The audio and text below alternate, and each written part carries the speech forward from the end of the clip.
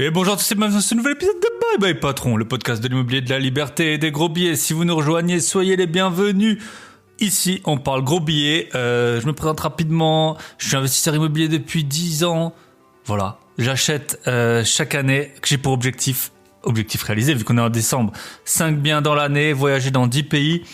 Et j'ai encore plein d'autres objectifs que je vous raconterai un peu plus tard. Mais voilà, vous êtes au bon endroit. Si vous voulez faire des gros billets, si vous voulez entendre des gens qui ont une vie de liberté en ayant charbonné ou en charbonnant encore beaucoup, tout ce qui est les voyages, l'IMO, les gros billets, l'entrepreneuriat, c'est ici que ça se passe. Pour info, aujourd'hui, on accueille Bertrand Millet. Alors, vraiment des personnages atypiques, j'en ai eu plein sur le podcast et j'ai toujours des personnalités exceptionnelles et j'ai vraiment un grand plaisir à faire ces épisodes chaque semaine, même si c'est une grosse contrainte en termes de temps que ça peut me prendre.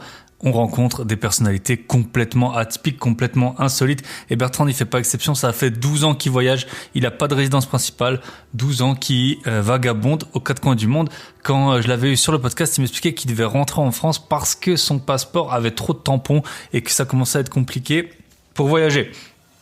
Donc visiblement, il m'a donné un petit tip, vous pouvez avoir un passeport avec plus de pages pour les tampons. Sinon, il va nous expliquer son concept du business flipping, comment il achète et il revend des business.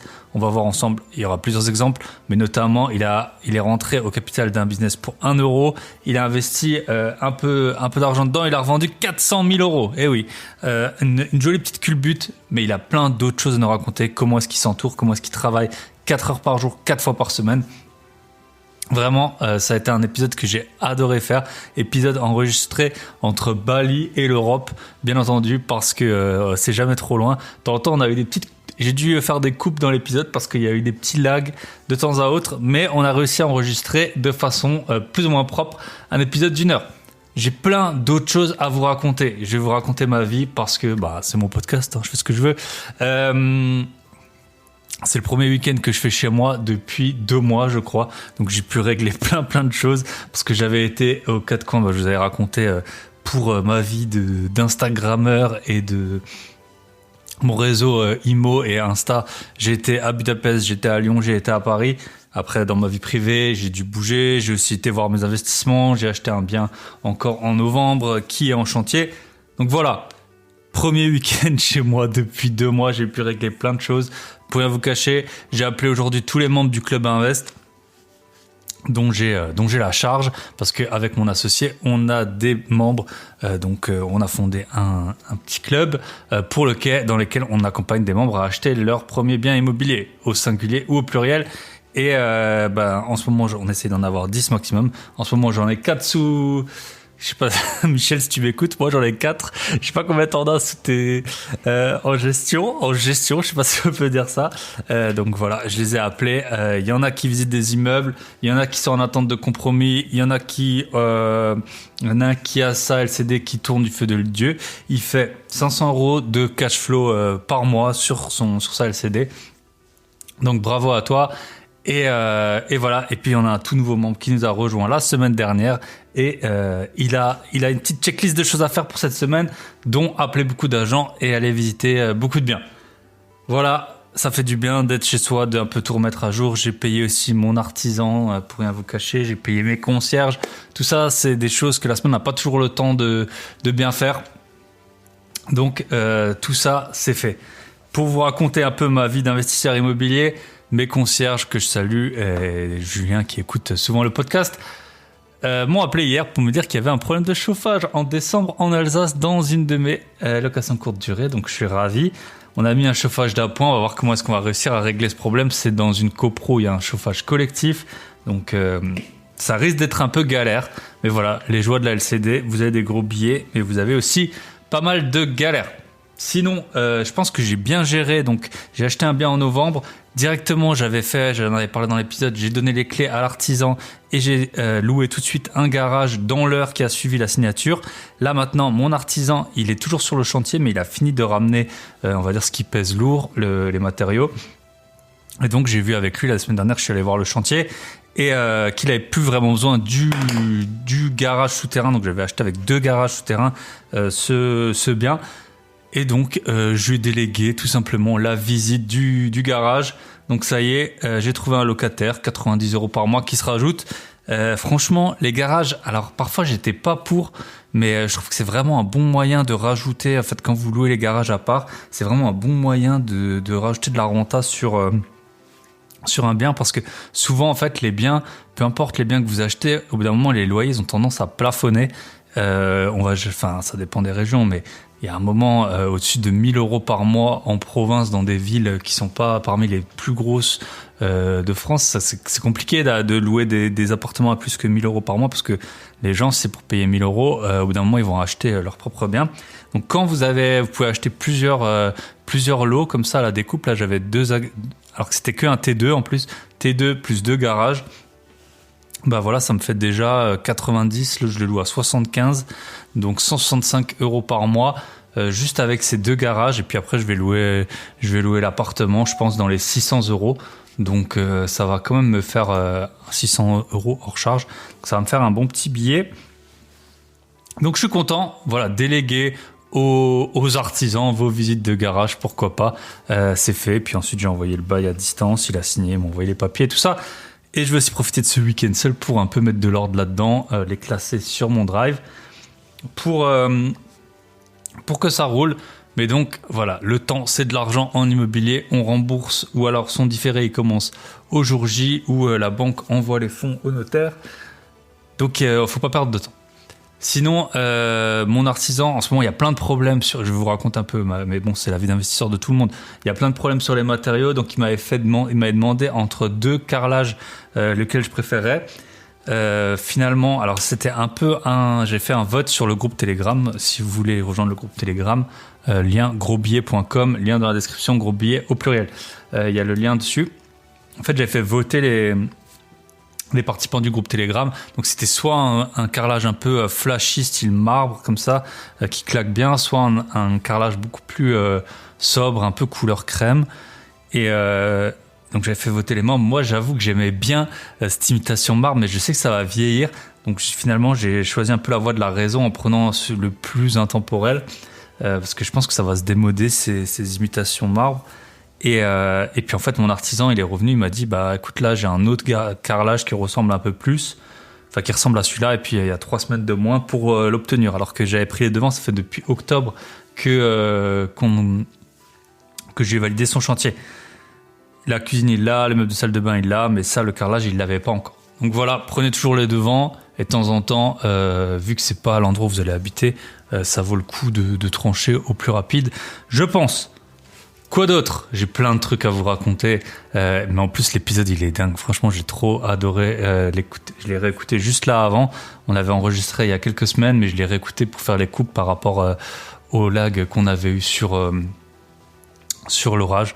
Sinon, dans le groupe Telegram, j'avais aussi parlé du fait que je cherchais des décorateurs. Il y a plein de gens qui m'ont envoyé des liens. Merci à tous. Je vais essayer de les contacter, mais je pense que j'ai eu trop de propositions.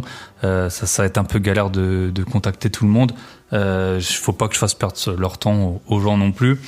Donc, mais en tout cas, merci de m'avoir envoyé vos liens. Troisième point, petite note réseau. Merci à Kevlarovic. Ça faisait 1 mois que j'avais plus d'avis sur Apple Podcast. Une qualité de podcast que j'ai pas vue ailleurs. Toujours de la bonne humeur. Des sujets variés, des invités toujours autant sympathiques les uns que les autres. Je recommande fortement ce podcast. Merci à toi. Et merci à toutes les personnes qui m'ont mis des notes sur Apple Podcast, sur Spotify. Je pense que sur Spotify, ça va bientôt faire 1 an qu'on peut noter. J'ai à peu près 180 notes. Et sur Apple Podcast, depuis le début, on peut noter, mais c'est plus compliqué de noter. Donc, j'ai 110 notes. Merci à vous. Sinon, je pense avoir fait un petit tour de tout ça. Je vais vous raconter, sans faire ma pub, mais quand même je vais la faire parce que c'est mon podcast et qu'en plus ça aide tout le monde. Si vous voulez apprendre à négocier un bien immobilier et surtout à bien acheter, parce que dans l'immobilier c'est en achetant qu'on fait des bonnes affaires, j'ai un programme négocié pour faire des gros billets. Le lien dans la description du podcast, ou sinon vous allez sur grosbillet.com, donc gros billet au pluriel grosbillets.com/nego, N-E-G-O, et vous avez le programme.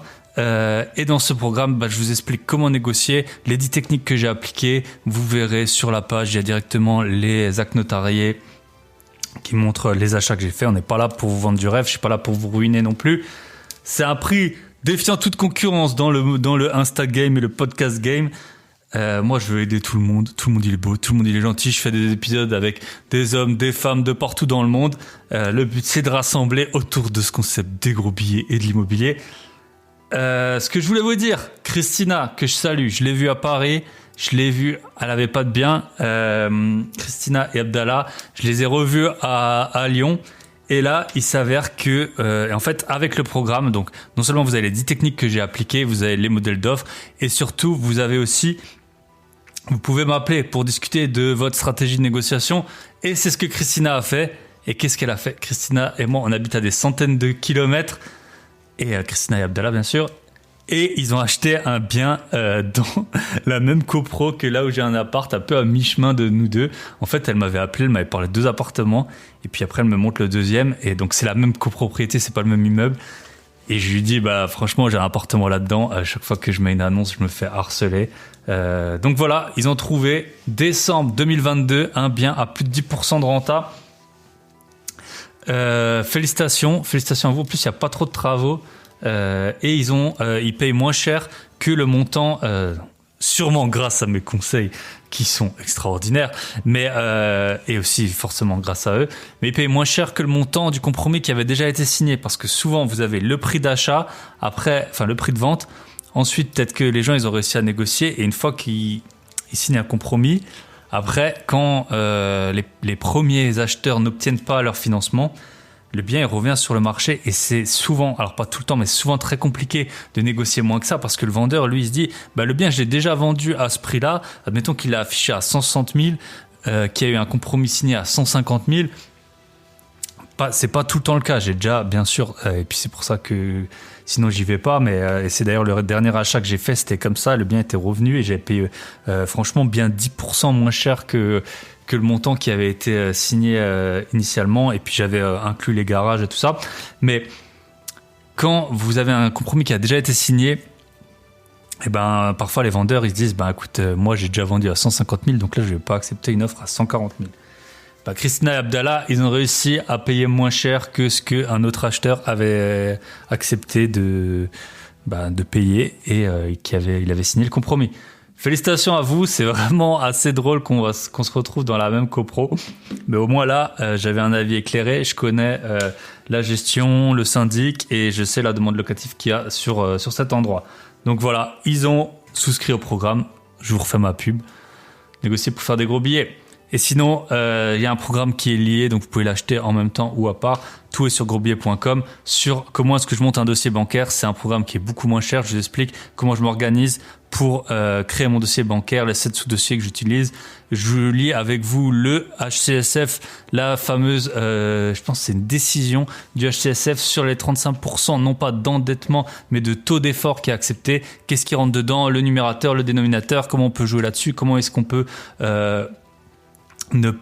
sortir des règles de ce HCSF. Parfois on dit voilà par exemple qu'en SCI ça s'applique pas. Quand on lit la décision, et ben c'est pas comme ça qu'il faut que je l'interprète en tout cas. Donc je la lis, je suis pas juriste, je suis pas banquier, mais je vous la lis et je vous explique comment je la vois, et c'est comme ça que je la présente à mon banquier, et c'est comme ça que j'ai pu faire l'acquisition, j'ai pu obtenir 6 emprunts cette année.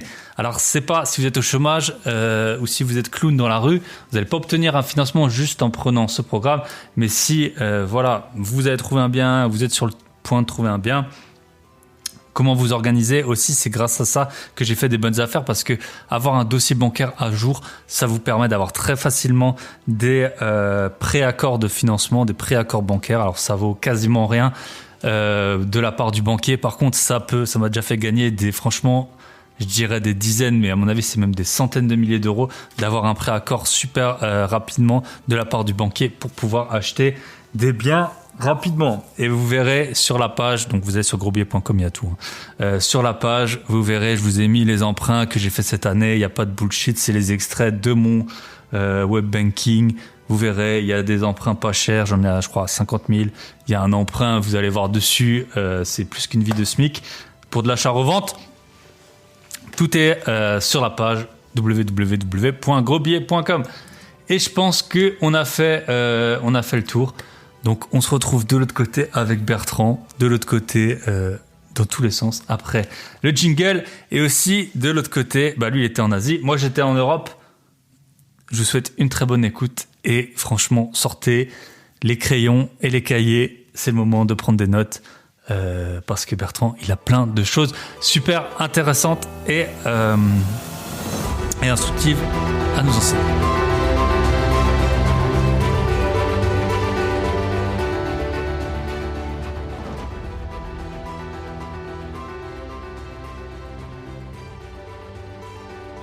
Et bonjour à tous et bienvenue dans ce nouvel épisode de Bye Bye Patron. Et aujourd'hui, on fait une fois de plus un épisode à longue distance. Donc, au moment où j'enregistre mon dernier épisode, c'était avec Stéphanie du Canada. Et là, on est avec Bertrand. Salut Bertrand. Où est-ce que tu te situes? Tu peux nous dire? Salut Thibaut. Ouais, là je me situe en ce moment à Bali, dans la ville de Canggu pour être précis. Voilà. Donc, on fait au mieux avec le réseau balinais. Normalement, ça tiendra. En espérant, visiblement, la météo peut un peu altérer la connexion. Est-ce que tu peux te Tout présenter à fait. rapidement, super rapidement, quel âge t'as? Du coup, visiblement, tu voyages beaucoup. Donc, est-ce que tu as un point de chute? Et puis, qu'est-ce que tu fais comme activité aujourd'hui? Et après, on reviendra un peu sur ton parcours. Bien sûr. Donc j'ai 41 ans et ça va faire maintenant 12 ans que je voyage non-stop. En 12 ans, le plus longtemps que je sois resté à un endroit, c'est 9 mois. Et souvent, j'alterne des phases dans lesquelles pendant 9 mois, je suis posé quelque part et pendant 9-10 mois, je voyage non-stop. Et tu me demandais si j'avais un point de chute. En fait, non, j'en ai pas. J'ai pas de lieu fixe. Mon seul lieu fixe, c'est ma carte bleue, en fait. Donc, j'ai pas de, j'ai pas d'endroit où j'atterris de temps en temps. Et, euh, et ce qui me permet d'avoir cette liberté-là, c'est évidemment mon activité professionnelle. En tout cas, c'en est une grande partie, puisque professionnellement, mon activité se sépare en deux. D'un côté, un côté très business dans lequel j'achète, je booste et je revends des entreprises, ce que j'ai appelé en gros clin d'œil à ce qui se fait dans l'immobilier du business flipping. Et de l'autre côté, j'ai une activité d'influenceur, donc sur lesquels sur les réseaux sociaux, je parle d'entrepreneuriat, je parle de ce genre de choses avec une audience qui commence à être plutôt sympa. Ok. C'est Instagram ton canal privilégié? C'est TikTok. Ah, c'est Aujourd'hui, TikTok. c'est vraiment TikTok. Ouais, Ok. avec une approche très appliquée et donc très grand public. Alors évidemment, je suis toujours sur Instagram, YouTube et Facebook. Hein. Je joue avec les quatre et puis là, on va même aller voir comment on peut transposer ça à LinkedIn. Mais c'est vrai qu'aujourd'hui, je trouve que TikTok est un levier fabuleux qui permet un champ d'exploration absolument génial, notamment quand on est sur des sujets un peu sérieux, en tout cas qui ont la réputation d'être un peu sérieux comme ça. Je trouve que TikTok permet de l'aborder avec un côté beaucoup plus détente, beaucoup plus grand public qui, moi, je t'avoue, a tendance à me plaire énormément. Ouais. Ouais, parce que j'ai vu je sais pas si on peut dire des shorts, des réels, ou en tout cas sur Insta, je suppose que tu republies ton contenu TikTok, où Mhm, tu interviews des tout à fait. gens, en plus je pense que la population sur TikTok, elle est beaucoup plus jeune que sur les autres réseaux. Et donc, tu disais, est-ce que vous pensez que c'est possible de gagner 2000 € en 10 jours, c'est ça? C'était ton défi ou deux Mhm, tout semaines? à fait, ouais. Voilà. Donc De c'est vrai 10 jours, on absolument. voit bien la cohérence quoi, du format d'interviewer. C'est pas faire 100 000 € en un mois, c'est 2000 € en 10 jours. Tout à fait. Et là, tu es en plein dans le défi, hein, tu es encore, enfin en tout cas dans les stories que tu postes, qui étais... Eh ben, il vient de se terminer. Il vient de se Ok, terminer. Il s'est terminé hier, si je me trompe pas, ou avant-hier. Et donc volontairement, j'ai laissé les gens dans le noir pour les derniers jours. ouais. Et là, demain, je publierai donc une story pour organiser le live dans lequel on va révéler ce qui s'est passé un peu façon koh quoi. T'as tous les épisodes en différé et la grande finale le dernier jour en En live pour live. pouvoir dire voilà ce qui s'est passé exactement. Ok. Au moment où vous écouterez ce podcast, on aura eu les résultats alors. Top. En fait, c'était Tout à justement fait. donc donc j'avais écouté ta conférence au salon de l'investissement sur le business flipping. Donc en fait, pour les personnes novices, on parle souvent, ça se fait surtout dans les pays US où il y a un peu moins de frais même si on peut le faire aussi en France, mais dans les pays anglo-saxons, notamment aux US, il y a moins de frais de transaction, on va dire, comme des frais de notaire. Donc on peut beaucoup plus vite acheter, revendre. On pourrait le faire en France sur des maisons, ce qu'on appelle le house flipping. Et même si c'est tout à fait faisable, notamment sur sa résidence principale, il y a pas mal de gens qui le font au moins deux, trois fois. Donc toi, ton créneau, c'est le business flipping. Donc je pense, vu ta vie de globe-trotter, toi, tu dois pas avoir trop d'immobilier, non? De ce que j'ai pu J'en comprendre. ai zéro. J'en ai absolument zéro. J'ai pas d'IMO, non, non, pas du tout. Ça m'a jamais appelé et donc bah, ça s'est jamais fait, quoi. Ok. Bah, je pense, on peut, bah, l'immobilier, par définition, c'est immobilier, donc tu es tributaire de tous les changements de loi, de réglementation, etc. Alors que quand tu es justement comme toi, un peu un globe-trotter, l'avantage du net, c'est vraiment de pouvoir s'adapter aux changements super rapidement. Est-ce que tu pourrais nous décrire peut-être deux, trois opérations que tu as pu faire? Quel est et puis après on verra quels sont les avantages de ce business flipping par rapport à d'autres activités qu'on pourrait avoir. Bah, bien sûr. Bah, alors, moi, c'est vrai que je me suis spécialisé avec les années dans une cible particulière qui est le business naissant, le micro-business. Et donc, à chaque fois, ça te permet de faire des culbutes assez fascinantes. Et donc là, comme ça, bah, si j'en prends trois un peu représentatives, la première, c'est tout simplement un compte Instagram que j'ai racheté, euh, que j'ai reboosté un petit peu, mais pas beaucoup plus que que le nombre d'abonnés que j'avais, mais j'ai mis en place surtout une stratégie d'acquisition et de croissance intéressante. Et le même compte, je l'ai revendu quelques semaines plus tard. Donc le compte, je l'avais acheté à peu près 500 euros. Et ce même compte, je l'ai revendu quelques semaines plus tard, le temps de trouver un acheteur à plus de 12 000 euros. Voilà, et je l'ai vendu 12 500 euros. Et donc, bah, voilà, on voit tout de suite une culbute assez cool pour un petit investissement au Voilà. départ et surtout dans Accessible à un presque tout le très monde, 500 concret. euros, et puis ça fait des multiples. C'est vrai qu'en immobilier, on parle souvent de pourcents, et puis en business, on parle plus de multiples. Donc, De multiples, ouais. on voit clairement la différence. Et comment ça Ensuite, s'achète ouais. un compte Instagram? Tu contactes directement, je suppose, l'acheter. Je vois bien comment on peut faire, contacter le compte. Le vendre, Bah c'est un peu ouais. moins clair. Alors l'acheter, c'est bon, évidemment on peut contacter comme tu dis, mais on est aussi au bout d'un moment quand on est soi-même très actif sur les réseaux sociaux, on est contacté régulièrement par ce genre de personnes qui veulent vendre leur compte. Donc ça se joue des deux côtés. Mais pour le revendre ensuite, ça se revend finalement comme un petit peu n'importe quel business. Alors il y a évidemment tout un tas de stratégies qui vont être liées à qui est chacun. Mais moi, aujourd'hui, le fait que je sois très actif sur les réseaux sociaux pour parler d'entrepreneuriat et ce genre de choses fait que forcément, j'ai potentiellement une audience qui est intéressée par le rachat de business. Donc ça, on va dire pour moi, c'est une extension naturelle de mon business. Mais pour une personne qui évidemment n'a pas développé cet atout-là, ben, en fait, c'est un peu comme n'importe quel business. C'est-à-dire que tu vas, comme tout le monde, ben, développer ton carnet d'adresses, commencer à y aller ben, un petit peu à l'huile de coude. C'est-à-dire que tu vas te rendre dans je sais pas moi, des petits déj d'entrepreneurs. Tu vas te rendre dans dans des rassemblements, des soirées d'entrepreneurs. Et puis, tu vas développer ton carnet d'adresses.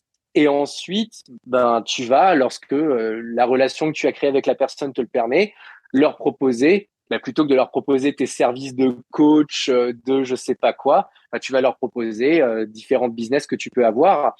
Le gros avantage, c'est que c'est une activité dans laquelle c'est, tu sors tout de suite du lot. C'est parce que peu de personnes le font, tu vois, Hmm.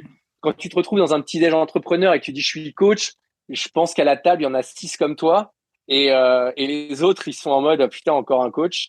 Alors Mhm. que quand tu dis, moi, je revends des business, ben, il y a un petit côté qui te sort du lot et qui fait que les gens ont tout de suite ce truc un peu attentif en disant, ah ouais, mais t'as quoi? Et ça ouvre assez facilement la conversation. Et puis après, je pense que le meilleur moyen, mais vraiment le meilleur moyen de vendre un business, c'est de le vendre à un entrepreneur qui a déjà plusieurs business.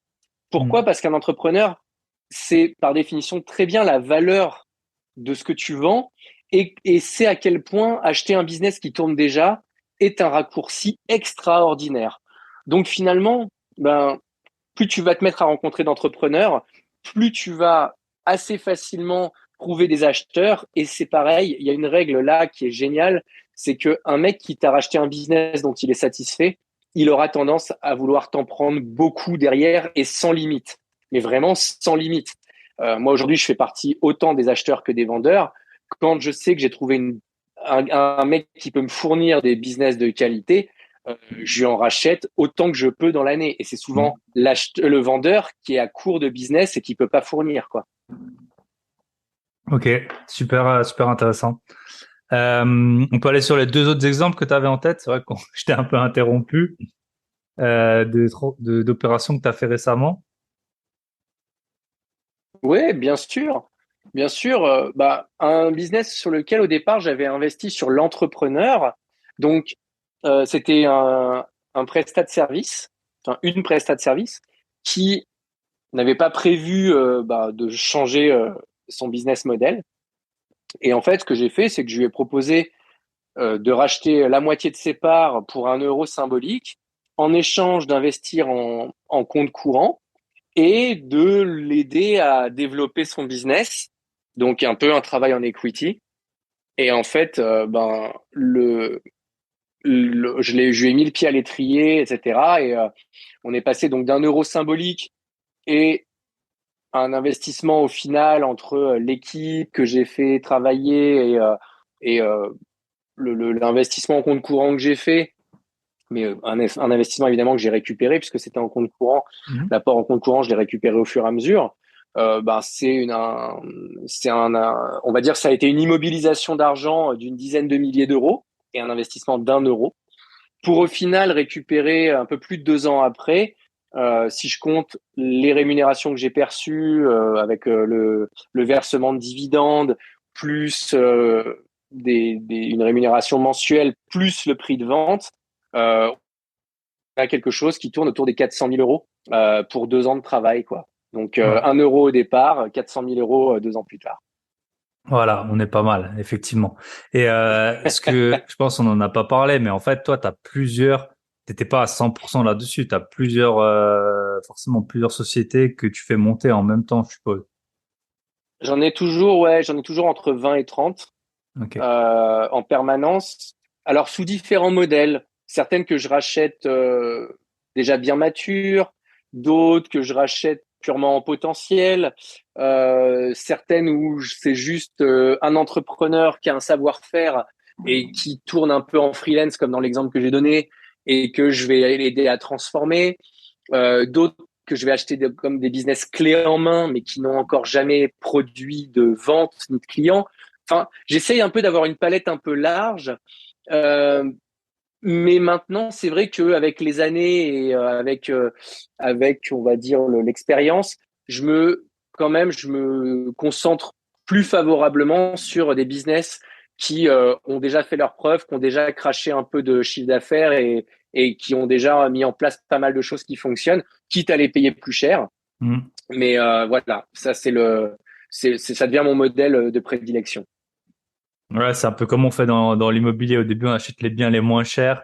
On fait tout pour les optimiser. Puis une fois qu'on a fait quelques reventes et qu'on a un peu plus de cash, on va aller sur des biens qui vont, en termes de pourcentage, peut-être rapporter moins, mais en termes d'euros, rapporter beaucoup plus parce qu'ils nous auront coûté un peu Tout plus à fait. cher et que le volume sera plus important. Ok. Tout à fait. Je sais pas si tu vas aller sur le troisième et après, ou alors tout de suite peut-être nous Ouais? dire comment tu t'organises. T'es pas tout seul pour 30 sociétés. Je suppose que Non. t'es pas tout seul. Donc je sais pas si tu veux aller sur le troisième ou sinon on peut parler un peu de Non. ton organisation Bah, on par peut rapport parler à de ça. ça, bien Ouais. sûr. On peut parler de l'équipe. On peut parler de l'équipe avec plaisir.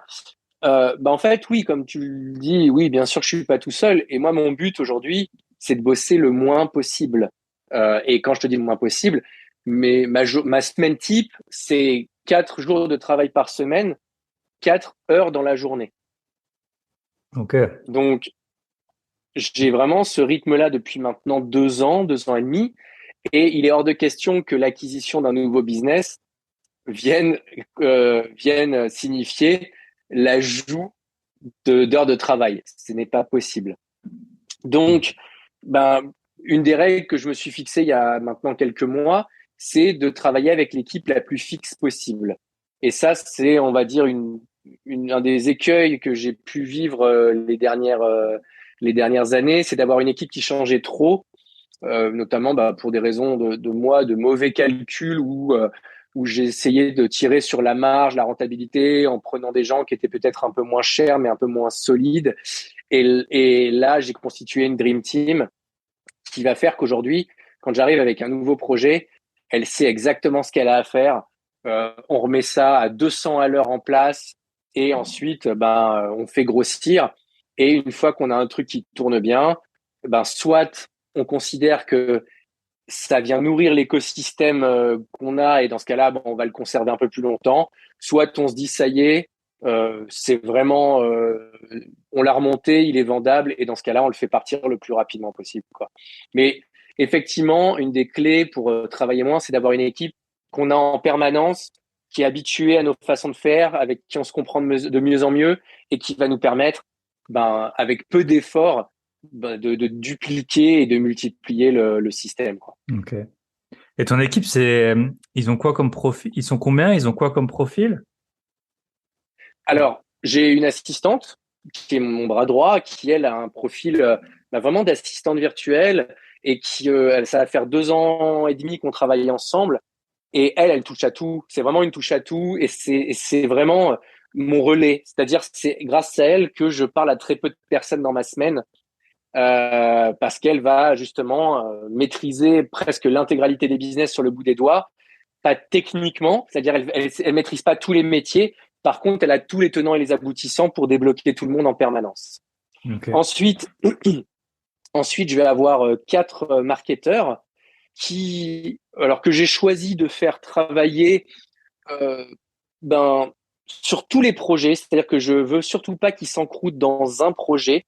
J'ai vraiment envie qu'ils sautent d'un projet à un autre en permanence et que je vais plutôt, on va dire, solliciter en fonction de leurs appétences naturelles, c'est-à-dire qu'il y en a qui vont être plus à l'aise à l'écrit et peut-être moins dans tout ce qui est publicité, d'autres qui vont adorer l'automatisation et se sentir moins à l'aise dans la production de contenu. Donc, selon, on va dire, leur profil et leurs préférences, je vais les amener à travailler plutôt sur telle opération ou telle opération.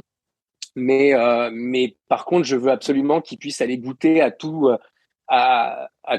les business dans lesquels on va s'éclater pendant quelques mois ensemble, quoi. C'est vraiment ça le but.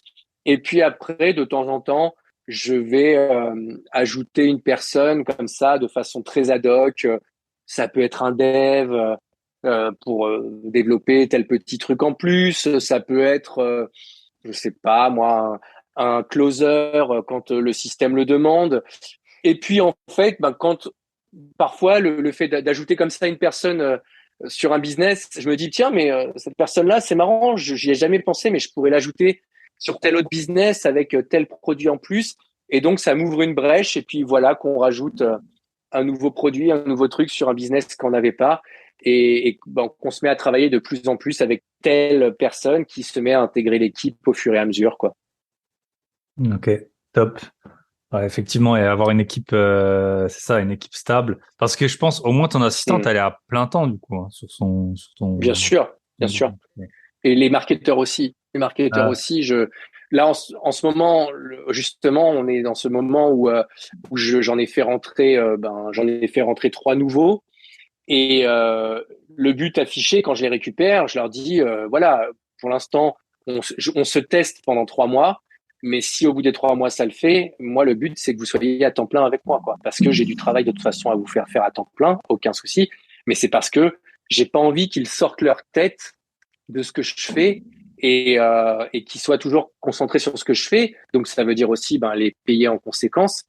Et puis, il y a quand même un petit côté derrière, c'est que mon métier numéro un, ça reste quand même la stratégie et le marketing.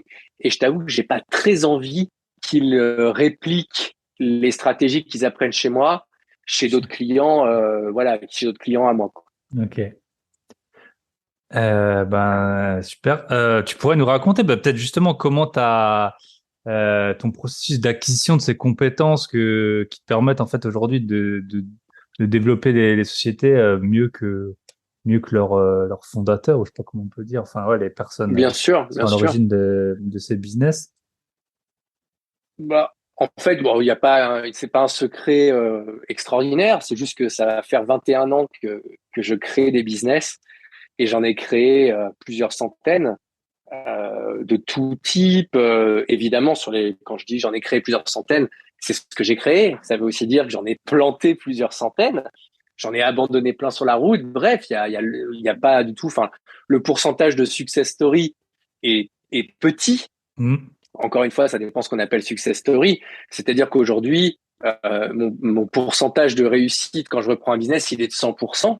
Mais maintenant, euh, il y a des business que je ne récupère pas systématiquement pour en faire la prochaine licorne ou même un business qui permet d'en vivre.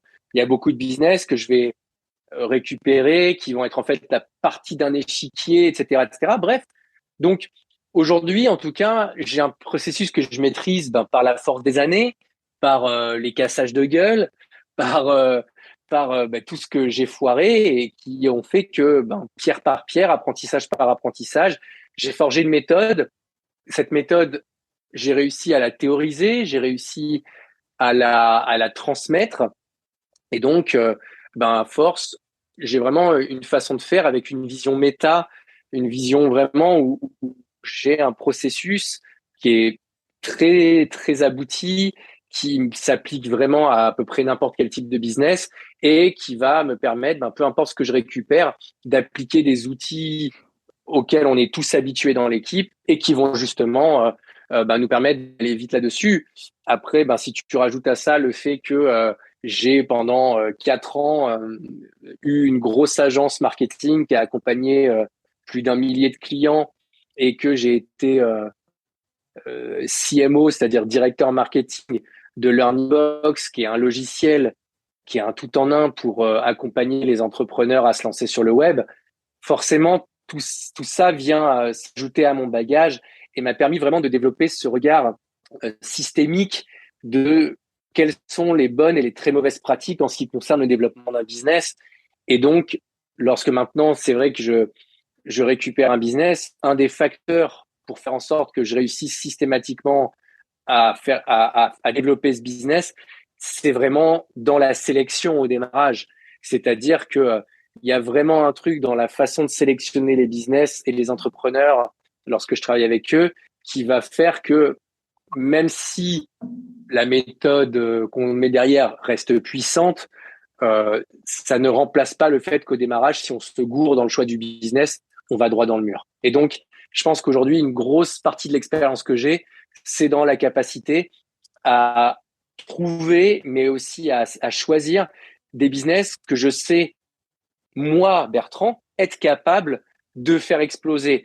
Peut-être que pour certains, ce seraient des marécages boueux dans lesquels ils iraient s'empêtrer. Mais aujourd'hui, moi, je sais trouver chaussures à mon pied. Je sais trouver les business que je serais capable de faire repartir, de faire grossir. Et je pense qu'une grosse partie de la magie se joue là-dedans. Ok.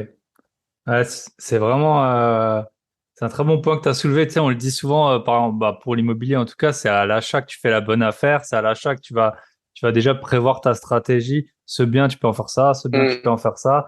Et après, tu auras beau faire tout ce que tu veux. Si tu as mal acheté et Tout à trop fait. cher, et t'arriveras jamais à en tirer quoi que ce soit. Et c'est vrai que faire le parallèle avec le choix et puis avec ses compétences. Pareil, pour l'immobilier, quelqu'un, peut-être il sait faire les travaux, il est super bon en déco, l'autre, il sait gérer une conciergerie. Chacun va avoir ses atouts et donc toi, c'est choisir le business. Et après, une fois que tu es dans le business, c'est peut-être plutôt quoi à avoir de la visibilité, à repenser les produits, à avoir, je sais pas, des nouveaux produits, plus de marge, plus de clients. C'est sur quel point que tu orientes ta stratégie? Moi, ma partie forte, c'est justement la stratégie. C'est là où je vais être très bon. Et donc, lorsque je récupère un business, bah là, c'est du sur-mesure et c'est du cas par cas. Je vais définir la bonne stratégie pour faire en sorte de le relever. Donc, je suis sur mon petit iPad, je pose le mapping du business et là, je commence à poser eh bien, la stratégie que je vais dessiner, comment est-ce qu'on va faire ressortir de la valeur de là. Et à partir de ça, je vais découper ça en phases de développement. Donc ça, ce sont des modèles que j'ai créés moi-même avec une pyramide de développement du business qui est vraiment un modèle qui permet en permanence de savoir quelles actions sont à faire et quelles sont les prochaines derrière et en fonction de quel KPI on passe d'une action à l'autre. Et donc, eh bien, tout ça, je vais le découper et le faire respecter ce modèle de pyramide. Et une fois que c'est découpé comme ça, eh ben, mon travail, toutes les semaines, c'est d'organiser les équipes en distribuant les différentes tâches à faire et en faisant en sorte que bien telle personne elle ait les moyens d'avancer sur sa tâche. Et pour ça, je travaille beaucoup sous forme de tests. C'est-à-dire que chaque semaine, on va organiser des tests pour permettre justement de savoir quelles sont les actions suivantes, etc. Surtout quand on est dans les premières phases au démarrage, tant qu'on n'est pas dans la stabilisation du business, on envoie énormément de tests pour faire en sorte de maîtriser, de prendre en main son business. Et donc, moi, mon rôle, ça va être d'organiser les tests et ensuite, avec les équipes, chaque semaine, de les analyser pour dire, OK, ça et ça et ça veut dire ça. Donc, voici ce qu'on fait cette semaine-là. Et en gros, moi, mon travail n'est que là. Donc, en fait, j'ai un gros lundi matin, j'ai un gros mardi matin dans lequel je prends tous mes rendez-vous. Et ensuite, le reste de la semaine, c'est plutôt cool parce que j'attends que les trucs se mettent en place et tournent. Et ensuite, on analyse ça la semaine d'après. Et en fait, on fonctionne comme ça sur une cadence dans laquelle on, on envoie les tests le lundi. Et le lundi d'après, on regarde les résultats, on les analyse et on renvoie la série de tests derrière. Et donc, c'est vraiment ça, moi, mon travail, une sorte de chef d'orchestre. Donc, au démarrage, imagine la stratégie la plus efficace. Ensuite, répartir les actions à l'équipe pour faire en sorte que les choses avancent et se mettent en place. Et ensuite, co-analyse avec l'équipe des résultats et donc bien définition des actions correctives ou au contraire du passage à l'étape suivante lorsqu'on le fait. Et mon travail est vraiment, vraiment là-dedans avec peut-être quand même un petit point qui est essentiel, c'est repérer les nouveaux business, donc sourcer les nouveaux business, trouver les vendeurs. Lorsque toute dernière action que je fais, c'est là où évidemment je pense ne pas être remplaçable dans mon équipe, c'est tout le travail de réseau, de partenariat, en gros tout le travail de rencontre d'humains et de mise en place d'humains dans le système où effectivement là c'est difficile de me remplacer puisqu'aujourd'hui après 21 ans d'expérience dans le business, j'ai un carnet d'adresses qui est quand même assez conséquent. Ok. Et est-ce que, une question qui me vient comme ça, est-ce que en fait les business, quand tu vois, par exemple, moi à un moment j'ai acheté et revendu pas mal de voitures pour rouler gratuitement, et je sais que j'avais un prix plafond où je me disais, là les gens ils vont plus acheter un particulier la voiture, tu vois, peut-être une voiture à plus que même 40 000 euros, ça commence à être vraiment beaucoup pour un particulier de l'acheter chez un particulier. Donc tu vois, je Tout à m'étais fait. mis une limite comme ça déjà de revente en sachant, en me disant, ben voilà, au bout d'un moment le marché entre guillemets, il me sera plus favorable parce que les gens ils vont trop se méfier vu les montants en jeu. Est-ce que toi, tu te poses aussi cette question? On a vu qu'il y avait des multiples. Tu te dis peut-être que je connais des gens qui peuvent Ouais, payer des business en centaines de milliers, mais pas en millions. Donc, est-ce que tu orientes tout ta à fait. stratégie? Voilà, ok. Et ta stratégie de Ouais, sortie, surtout, tu exactement. penses qu'en vendre, quoi. Bien sûr. Tout à fait. Et c'est essentiel. Et c'est aussi pour ça que je me suis spécialisé dans l'achat de petits business pour pas me retrouver avec des business qui valent des millions derrière. Parce que plus le prix de vente est cher, moins il y a d'acheteurs, ça c'est une première chose, mais aussi plus il y a de friction à la vente et plus la vente prend longtemps. Ah, est-ce que Donc tu as des due aujourd'hui, diligence, des gens qui moi, je vont venir analyser préfère. le business et tout ça? Oh là là là là. Et puis ça devient une galère. Et les avocats, Hmm. et les emprunts à la banque aussi, parce que c'est pareil. Acheter un business 100, 200 000, ça peut encore se faire cash, même quitte à payer en plusieurs fois, tu vois. Mais Hmm. par contre, quand tu commences à acheter un business au-delà d'1 million, et même souvent avant, bah ça fait intervenir des banques.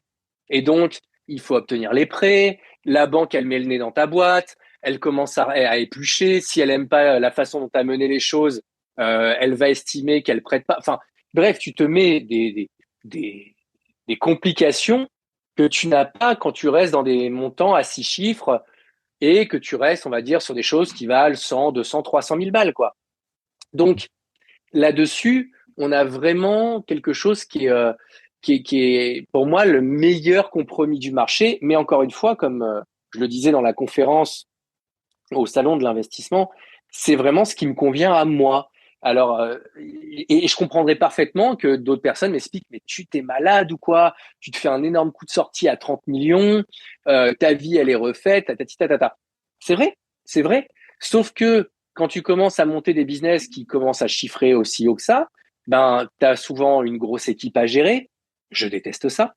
Tu as souvent une rigueur de gestion toi-même à avoir pour me présenter des comptes nickel, pour présenter des choses aux normes en termes juridiques, etc. Je déteste ça. Alors, ça ne veut pas dire que je fais moi un travail de sagouin, mais ça veut dire que je suis pas non plus le mec le plus carré du monde et que je sais très bien qu'il y a des endroits où, bah voilà, je peux être toqué, ou on peut me prendre la tête. Alors, quand c'est un mec qui t'achète un business de 300 000 balles, bah, il va regarder ça et au contraire, il va voir plutôt ça comme une opportunité de faire encore mieux que moi. Là où un petit acheteur, en tout cas un acheteur qui va pas acheter à un prix énorme, verra peut-être moi ce qui peut être considéré comme des faiblesses, bah, comme des opportunités d'augmenter de son côté le prix de la boîte quand il va la récupérer lui. Lorsqu'on est sur des gros achats et que tout le monde a peur, se méfie, que commencent à s'en mêler les banques, les avocats, les machins, les trucs, ben le même truc d'un seul coup, ça devient quelque chose qui tombe le prix de ma boîte, voire qui peut faire capoter la vente parce que le truc n'est plus admissible comme business pour être Hmm. financé par une banque. Et donc, on se crée énormément de problèmes avec ça. Et donc, forcément, ben, moi, ma zone dans laquelle je prends du plaisir et dans laquelle je sais que je suis bon, eh ben, ce sont ces business qui vont tourner autour de 100, 200, 300, allez, exceptionnellement peut-être 400, mais au-delà de ça, ouais, non, c'est plus aussi amusant parce que c'est beaucoup moins fluide à vendre. Et à titre personnel, je m'amuse plus, donc voilà, donc Hmm. forcément, ben, je laisse ce marché-là à d'autres gens. Hmm. Ah, c'est comme on dit dans les startups, tu as les gens qui sont bons au début, peut-être techniquement, après il y en a qui sont bons pour lever des fonds, puis après quand la startup elle est super grosse, ben le gars qui a été là au tout début, en fait c'est plus du tout la personne la plus adaptée pour commencer à gérer tout ce qui est les procédures, mettre tout de façon carrée. Voilà, toi ta zone d'expertise visiblement elle est donc dans cette phase, la boîte elle a déjà été créée, mais dans cette phase de croissance de départ. Avant que Tout à l'orage fait, tout à fait. ouais. Avant que l'orage nous coupe, tu avais un troisième exemple. Donc, on a vu le premier, ton compte, le compte Instagram. Deuxième, la femme prestataire de service dans lequel tu es rentré pour 1 euro. Est-ce que tu as un troisième exemple à nous partager de business que t'as pu acquérir et revendre? Bien sûr, bien sûr. Euh, j'ai un, j'ai un business là que je viens de racheter justement. Alors celui-là, il va être intéressant parce que je vais pas parler de la partie revente, je vais te parler de la partie euh, relance du business. Mm. Et donc j'ai acheté un business là récemment qui, euh, que j'ai récupéré pour 6 000 euros, qui est un business qui en fait c'est de la prestation de service assez simple mais automatisée. Donc c'est de la prestation d'un service qui se fait sans l'intervention d'humain. Et en fait, ce qui est intéressant, c'est que le business, donc je l'ai récupéré 6 000 et au départ, c'est ce qu'il vaut. Il vaut absolument 6 000 puisque il a fait très peu de chiffres, c'est du petit service, il existe depuis à peine 6 mois. La rentabilité est pas non plus extraordinaire.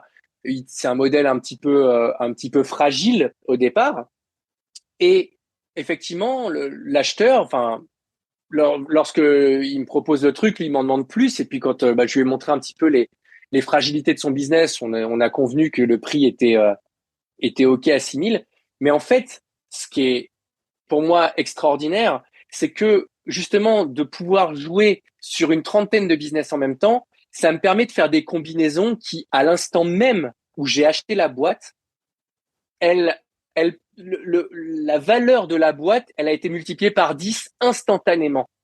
Parce qu'en fait, ce business qui, à la base, quand il était pris de façon isolée, faisait un petit chiffre d'affaires et donc ne valait pas grand-chose.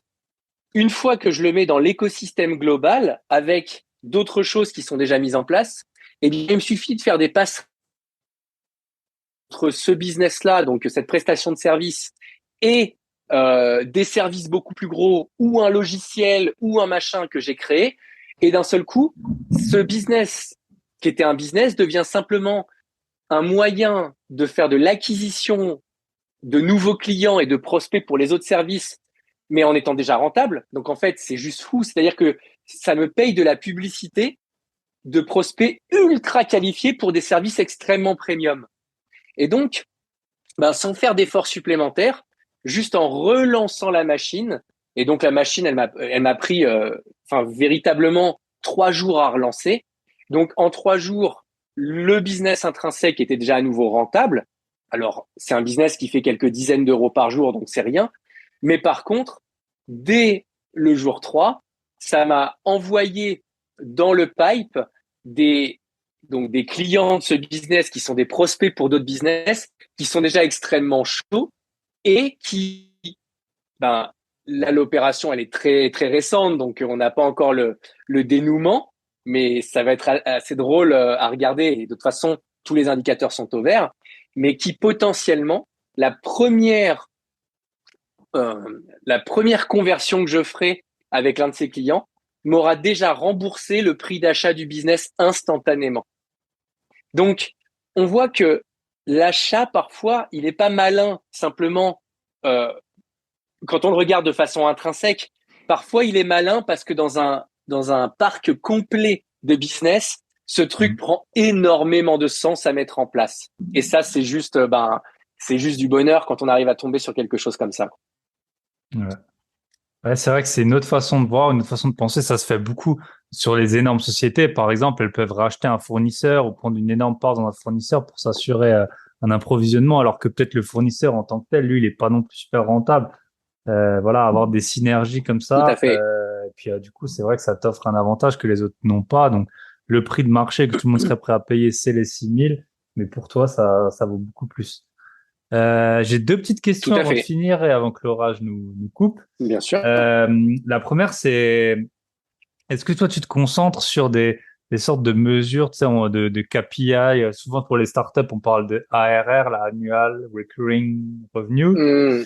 Est-ce que toi, les business que tu vends, c'est sur base, par exemple, du chiffre d'affaires, de la marge, et alors tu vas tout faire. Par exemple, si tu vends un business sur base du chiffre d'affaires, il suffit de faire beaucoup de pubs et tu vas faire beaucoup de chiffre d'affaires, mais c'est pas forcément ce que l'acheteur va regarder. Il y en a, c'est sur la marge. Est-ce que tu vas te concentrer pour optimiser peut-être un des indicateurs qui va être regardé, ou tu t'essaies d'agir peut-être de façon plus globale? Non, ouais, vu la taille du business, je vais essayer d'agir de façon plus globale. Et bon, l'indicateur sur ce genre de business, de toute façon, et vu la typologie d'acheteurs, c'est le la marge nette annuelle. C'est ça qui va être un énorme facteur dans le fait que la personne rachète ou pas, avec tout de même un facteur de remplaçabilité. C'est-à-dire à quel point je fais. En fait, dès le début, dès le moment où je récupère un business, ma première inquiétude, en tout cas mon premier point de focus, c'est de faire en sorte de ne surtout pas prendre un business qui est tributaire d'une personne en particulier, d'une image, d'une personne et d'un Mhm. visage. Et parfois, ce qui est un peu compliqué, c'est d'arriver à développer le business et le faire passer quelques zéros sans jamais toute une gageure, et c'est là-dessus que je vais être extrêmement vigilant. Alors, c'est une évidence lorsqu'on parle d'avoir une figure publique, mais parfois, c'est faire en sorte que le business ne soit pas non plus tributaire d'une compétence en particulier. C'est pour ça que j'évite de travailler trop souvent avec des devs, parce que trouver un bon dev euh, sans que celui-ci devienne indispensable, c'est une galère. C'est une Mm. galère. Et donc, c'est vraiment là-dessus que je vais me concentrer. Donc, d'un côté, augmenter la marge annuelle et donc faire en sorte que ben les bénéfices annuels augmentent de plus en plus. Ça, c'est vraiment le truc sur lequel j'ai envie de montrer des choses et faire en sorte aussi de montrer que le business, il peut être revendable le plus rapidement possible en fait par la personne. Mm. Et un autre principe aussi, c'est que j'essaie de vendre le business à un moment où il est en pleine bourre et surtout pas à un moment où il stagne pour justement montrer le potentiel de croissance. Parce que vu les prix que, enfin, vu les ordres de prix dans lesquels je suis, le risque ensuite, c'est d'arriver à un business qui va plafonner et qui, pour passer un certain cap supérieur, va demander beaucoup d'investissement. Or, moi, le public que je vise, ce sont des gens qui cherchent des choses plutôt prêtes à l'emploi et donc qui vont plutôt chercher des business qui vont dégager pas mal de marge et qui vont leur faire une espèce de revenus à eux-mêmes, de revenus un peu assurés régulièrement. Donc, c'est vraiment de cette façon-là que je pense le business et donc c'est forcément de cette façon-là que je le développe lorsque je le prends en main. Ok, ok, top. Oui, donc c'est ça, en fait, à première vue, ça saute pas aux yeux, enfin, tout le monde ne va pas y penser forcément, mais c'est sûr, par exemple, si tu es un avocat, bah, ton cabinet, tu peux pas le vendre, enfin, si t'es plus là, il vaut beaucoup moins que, que si t'es là, ou t'as des youtubeurs, j'avais vu une Quasiment rien. vidéo sur les youtubeurs fitness, qui commencent à Mm. avoir 45, 50 ans, et eux, ils ont des grosses chaînes YouTube, mais au bout d'un moment, ils se disent, bon, bah, ça fait 20 ans, 20, 30 ans que je fais du fitness. Tôt ou tard, je vais plus pouvoir soulever autant de poids. Il va falloir que je passe la main, mais en même temps, l'image de leur chaîne YouTube, elle est fortement corrélée à la leur. Donc, c'est des C'est business ça.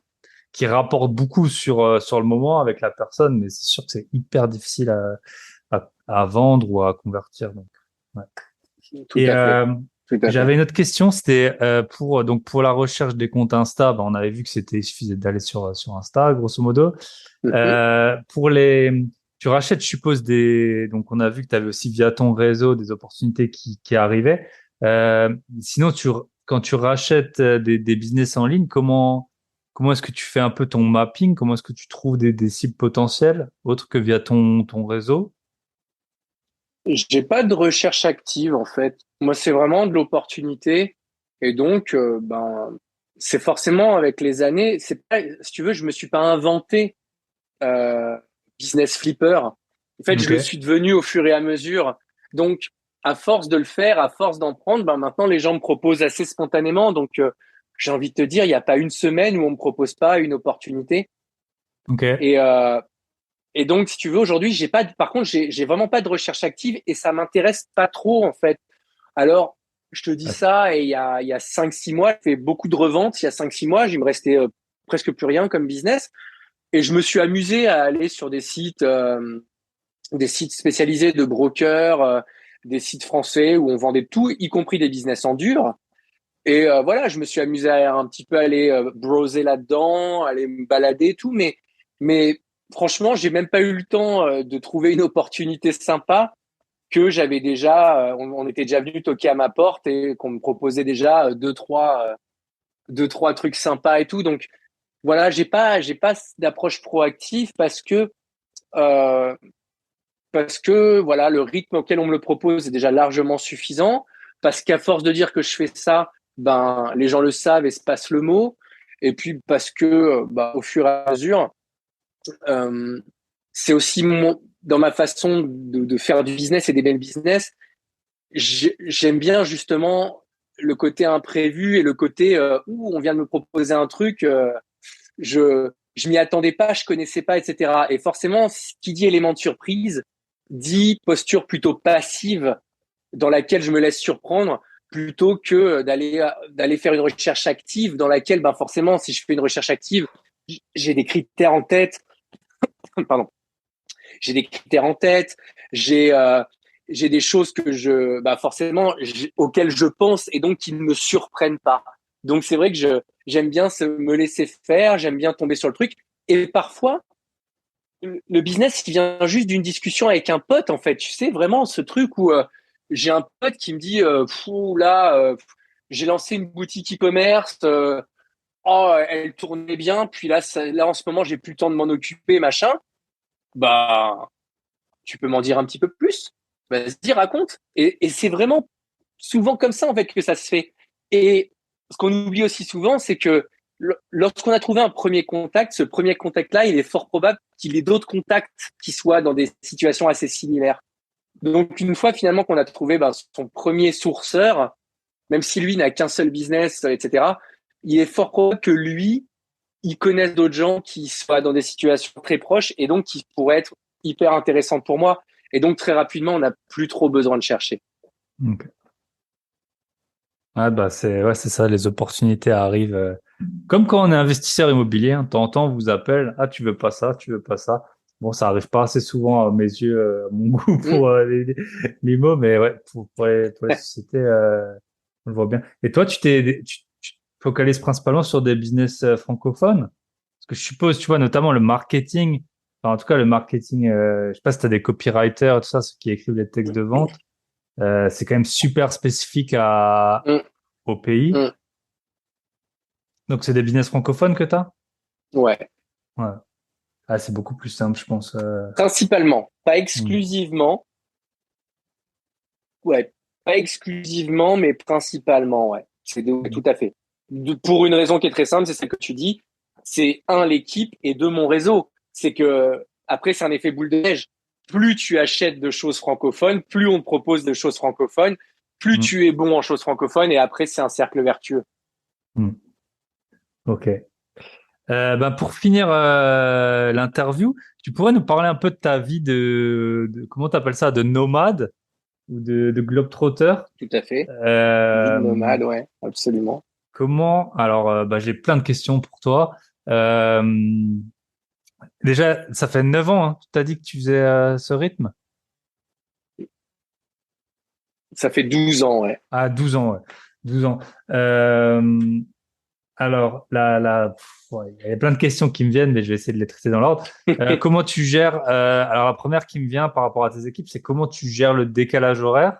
Bon, t'as dit que tu travaillais 4 fois 4 heures, donc je suppose selon l'Est ou l'Ouest, tu t'arranges pour travailler le matin ou l'après-midi, d'où les 4 heures. Je fais en sorte de travailler le matin. Je fais en sorte de travailler le matin exclusivement. Et Ok, donc, ce sont mes équipes qui s'adaptent à moi. ok, ok, très, très intéressant. Après, est-ce que j'avais déjà eu quelqu'un qui faisait du freelancing? Lui, il m'expliquait qu'en fait, Mhm, là, t'es à Bali, c'est quand même un endroit qui est assez connu pour tous les gens qui sont dans le business online. Est-ce que tu retrouves ou tu bien sûr. t'arranges pour retrouver ta vie sociale, elle ressemble, comment tu organises un peu ta vie sociale par rapport à tous ces déplacements? Est-ce que tu sais que par exemple lui, visiblement, il me disait, ben, t'as des gens qui sont à Lisbonne à cette période, à Bali à une autre période, à Tenerife encore à une autre. Est-ce que tu t'arranges comme ça avec les gens que tu connais pour de temps en temps les recroiser ou tu vas un peu juste selon tes envies? Ouais, yes. Alors déjà, c'est qu'effectivement, maintenant, ça fait longtemps que je suis dans ces cercles-là. Donc, j'ai énormément d'amis répartis à travers le monde, autant des entrepreneurs que des gens que j'ai rencontrés sur place. Donc, bien évidemment, ce sont les gens qui déclenchent mes déplacements. Là, je suis venu à Bali parce que j'étais avec des potes. J'ai fait un tour de France à vélo. J'ai un pote qui était à Nancy, non, pardon, qui était à Dijon. Je vais le voir à Dijon. Il me dit, je pars à Bali bientôt. Je lui dis, bah, écoute, vas-y, je suis jamais allé à Bali. Je viens te rendre visite. Et en fait, ça se fait vraiment comme ça par opportunité. Parfois, c'est la destination, moi, au contraire, qui me fait bouger. Je me dis, là, j'ai jamais été dans ce pays-là et donc j'y vais. Et dans ces cas-là, un peu dans l'autre sens, je regarde s'il y a des gens que je connais qui y sont ou j'envoie des messages à mon audience pour qu'on puisse se rencontrer là-bas. Et puis sinon, une fois sur place, je suis d'un naturel assez ouvert, donc je vais discuter, rencontrer des gens sur place, etc. Et puis après, sinon j'ai quand même un cercle historique, même s'il est plus aussi développé qu'avant, de gens qui sont des gens que je connais depuis des années. Et ce cercle historique, notamment ma famille, que eux, je vais soit voir chez eux, soit, et ça arrive très souvent, on va s'organiser des vacances, des déplacements ensemble à des endroits et s'arranger pour se retrouver à tel endroit dans le monde pour passer un temps ensemble. Et donc finalement, eux, ça leur donne l'occasion de bouger, de voyager. Moi, ça me permet de les voir régulièrement. Et entre mes déplacements à moi pour aller les voir et ça, on arrive à se voir de façon soutenue. Et puis pour la petite histoire, je suis marié, en couple, et ma femme, elle, a un lieu de vie fixe et posé, elle, par contre. Et donc, on va, pareil, se voir en pointillé. On va passer, un mois et demi ensemble, et puis un mois et demi séparés. Elle, soit je vais la voir chez elle, soit c'est elle qui vient me voir dans des endroits plus ou moins incongrus, quoi.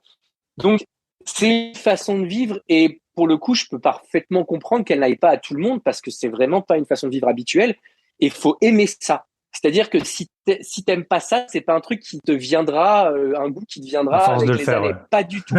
Ouais, pas du tout. C'est vraiment un truc, il faut comprendre que il faut être à l'aise avec le fait de rencontrer des gens, le fait de perdre des gens aussi, le fait d'avoir des amitiés très fortes pendant 2 mois, 3 mois, 6 mois, un an, et après s'en aller. Enfin voilà, faut être à l'aise avec ce truc-là et avec la non-permanence des relations. Et puis, il faut être aussi à l'aise avec ce côté, parfois on est un peu seul, et c'est vrai qu'il y a des moments où je suis seul, et j'adore ça. C'est-à-dire que j'adore enchaîner aussi les phases où je vais être très entouré, euh, vivre avec beaucoup de monde, et ces phases où derrière, je vais pendant 10 jours me retrouver seul, mais tout seul, et ça, j'adore ça. Et après, une autre forme aussi que j'ai expérimenté, c'est que quand je me retrouve à rester 9 mois, 8, 9 mois dans le même endroit, et donc dans ces cas-là, je vais prendre un lieu de vie, eh bien là, dans ces cas-là, je me fais fort d'être un hub pour plein de gens qui viennent habiter chez moi. Dernier exemple en date, j'ai habité en République dominicaine. J'ai pris une grosse villa au bord de la mer avec 7 chambres.